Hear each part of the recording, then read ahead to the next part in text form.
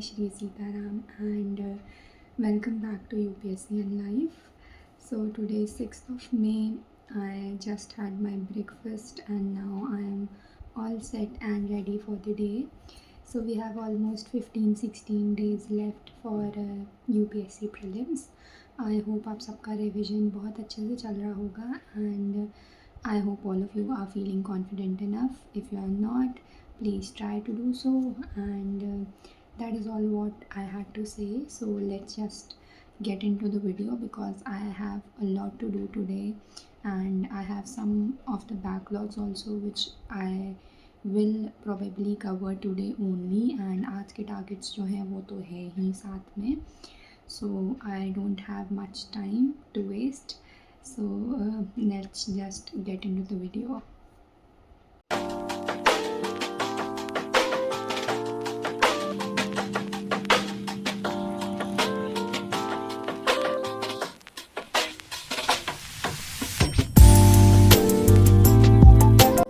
वैसे तो ये क्लिप थी एक रात पहले की, जब मैं शायद एक लेट नाइट सेशन कर रही थी, बट मैंने उसी टाइम से व्लॉग रिकॉर्ड करना शुरू कर दिया था, तो मैंने सोचा ये क्लिप भी मैं इसी व्लॉग में ऐड कर दूँ.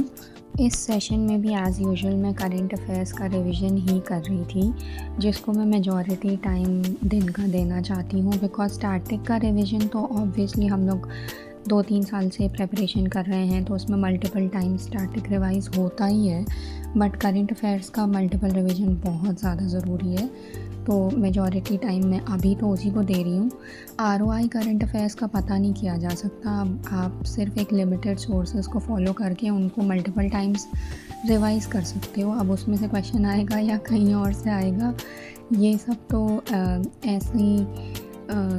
ऐसी विशियस साइकिल है जिसको आप सोचते रहेंगे और इसका कोई सल्यूशन नहीं है एज सच. तो जो भी आपने सोर्सेज डिसाइड करे हैं बस उन पर ट्रस्ट करिए और कोशिश ये करिए कि उन सोर्सेज से अगर क्वेश्चन आए तो वो आपका गलत ना हो कभी भी. सो यहाँ पर मैंने अपना पॉलिटी का जो जितना पोर्शन था करंट अफेयर्स का उसका रिवीजन कंप्लीट किया था. एंड मैं ऐसे ही प्लान करती हूँ कि एक दिन में एक सब्जेक्ट के करंट अफेयर्स का रिवीजन एटलीस्ट मैं कंप्लीट कर पाऊँ जितना भी, क्योंकि नोट्स एक पेज में ही इतना ज़्यादा डेटा है इसमें कि बहुत ही हेक्टिक होता है. जो करंट अफेयर्स का स्लॉट होता है बहुत ही टायरिंग होता है. सो बहुत ज़्यादा कंप्लीट करना एक दिन में पॉसिबल भी नहीं हो पाता है. And now I will be moving on to mapping का मैं एक बार सारे लेक्चर्स ऑलरेडी कर चुकी हूँ एंड नाउ ये मेरा सेकेंड टाइम का रिवीजन है. इसमें मैं क्या कर रही हूँ, मैपिंग मेरा थोड़ा सा वीक पोर्शन है क्योंकि मैं बहुत ज़्यादा कंफ्यूज हो जाती हूँ, इतने ज़्यादा फैक्ट्स हैं उसमें स्ट्रेट्स एंड ऑल में. तो मैं क्या करती हूँ कि जैसे एक लेक्चर है जो कि 3-4 घंटे का होता है ऑलमोस्ट, तो मैं एक 1 पेजर नोट प्रिपेयर कर लेती हूँ उसमें मैं सिर्फ वही चीज़ें नोट करती हूँ जो उस लेक्चर में मुझे बिल्कुल भी नहीं पता है, बिल्कुल भी लर्न नहीं हो रही हैं, वो मैं 1 पेजर नोट प्रिपेयर कर लेती हूँ और उस एक पेज को मुझे रिवाइज़ करने में मुश्किल से 5 या 10 मिनट लगते हैं. तो वो मैं दिन में 2-3 बार रिवाइज़ कर सकती हूँ. बट अगर यही क्लास मैं दोबारा देखना चाहूँगी तो उसके लिए मुझे 2 से ढाई घंटे लगेंगे अगर मैं 2x पे भी देखूँगी. सो इसलिए आपका लेक्चर्स बार बार रिवाइज़ करना पॉसिबल नहीं हो पाता है. आप कोशिश ये करिए कि जैसे वो लेक्चर है उसमें आपको जो चीज़ें बिल्कुल भी नहीं आती हैं उनको बहुत ही शॉर्ट मैनर में एक पेज में नोट डाउन कर लीजिए और वो एक पेज रिवाइज़ करने में आपको बहुत ही कम टाइम कंज्यूम करेगा एंड आप उसको मल्टीपल टाइम रिवाइज़ कर भी पाओगे एंड लेक्चर दोबारा देखने में आपका टाइम वेस्ट भी नहीं होगा. सो अभी तो मैं यही कर रही हूँ, कोशिश यही चल रही है मेरी. एंड बस तो अब हम मैपिंग का लेक्चर कंप्लीट करते हैं एंड देन फिर आगे बढ़ते हैं.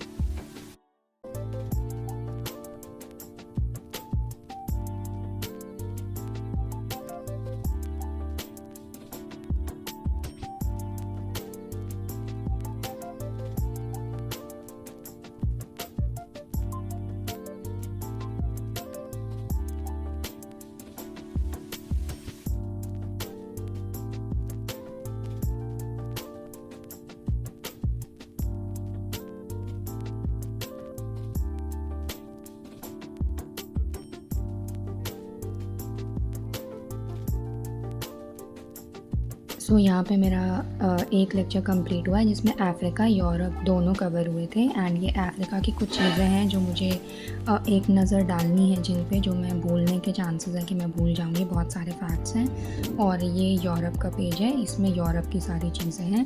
और इन लेक्चर्स में करंट अफेयर्स इंक्लूडेड है, मतलब प्लेसेस इन न्यूज़ भी इंक्लूडेड है। तो मुझे और किसी सोर्स पे मूव ऑन नहीं करना पड़ेगा। तो इतने टायरिंग लेक्चर के बाद मैंने छोटा सा ब्रेक लिया था, नूडल्स खाए, एंड देन फिर मैं वापस से करंट अफेयर्स के रिवीजन के लिए बैठ गई। बिकॉज़ वही है जो इस टाइम मेरा मेजॉरिटी दिन का टाइम ले जाती है। एंड वही एक चीज़ है जिसका मुझे सबसे ज़्यादा स्ट्रेस है इस टाइम पे, कि मैं करंट अफेयर्स के फैक्ट्स ना भूलूं, क्योंकि स्टैटिक मेरा बहुत बार रिवीजन हो चुका है। एंड ऑल्सो आजकल जिस तरह यूपीएससी क्वेश्चंस पूछ रहा है, उसमें अगर स्टैटिक क्वेश्चन भी होगा तो उसमें 2 स्टेटमेंट्स स्टैटिक पार्ट की होंगी, जीएस की, एंड एक स्टेटमेंट वो करंट अफेयर्स की डाल देंगे उसी क्वेश्चन में। तो इस तरह से आप प्योरली स्टैटिक का क्वेश्चन एक्सपेक्ट नहीं कर सकते अब यूपीएससी में। अगर 2 स्टेटमेंट आपको स्टैटिक की आती भी हैं एंड करंट अफेयर की एक नहीं आती है, तो वो क्वेश्चन आपका गलत होने के प्रोबेबिलिटी बढ़ जाती है। इस वजह से करंट अफेयर्स भी आपका बहुत ही स्ट्रॉन्ग होना बहुत ज़रूरी है। So let us revise current affairs now. And अभी वो पीक टाइम चल रहा है जिसमें लोग पैनिक मोड में आकर के अपने सोर्सेज को चेंज करेंगे, या फिर अपना पेंडिंग सिलेबस कंप्लीट करने की रेस में पड़ जाएंगे कि मैं ये भी कर लूँ, वो भी कर लूँ, एंड रिवीजन को प्रॉपर टाइम नहीं दे पाएंगे, या फिर उनका माइंड बहुत डिस्ट्रैक्टेड रहेगा कि बहुत कम टाइम बचा है, मैं क्या करूँ, मैं कैसे करूँ। सो आप पूरी तरह से इस टाइम पे सिर्फ यही कोशिश करिए कि जितनी भी मेहनत आपने करी है वो मेहनत आपकी वेस्ट ना हो। मतलब जो भी चीज़ें आपने पढ़ी हैं उनका रिवीजन आप अच्छे से कर पाओ।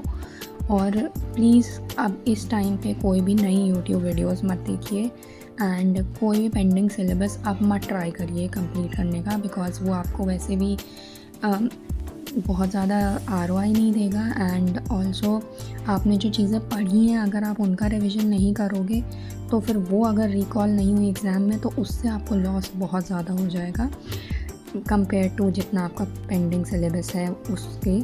तो ये वो टाइम है जहाँ पे लोग अपना टाइम वेस्ट बहुत कर देते हैं, या फिर टाइम को अच्छे से यूटिलाइज़ नहीं कर पाते हैं प्रॉपर्ली, और बहुत ज़्यादा ऐसी गलतियाँ कर देते हैं जो लास्ट मोमेंट पे उनको पैनिक करती हैं, फिर वो एग्ज़ाम में कॉन्फिडेंट फील नहीं करते हैं। सो कॉन्फिडेंट फील करना बहुत बहुत इम्पॉर्टेंट है।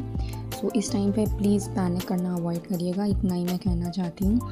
And that is it for today's vlog. Thank you so much for watching.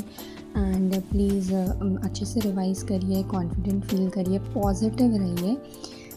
अगर क्वेश्चंस आउट ऑफ कंट्रोल भी जाते हैं या फिर आउट ऑफ द बॉक्स आते हैं तो वो सबके लिए आएंगे, सिर्फ आपके लिए नहीं। So that is what I had to say, and I hope आप सब बहुत अच्छे से रिविज़न कर पा रहे होंगे। And that's it for today. Thank you so much for watching. जय Shri Sitaram and all the very best.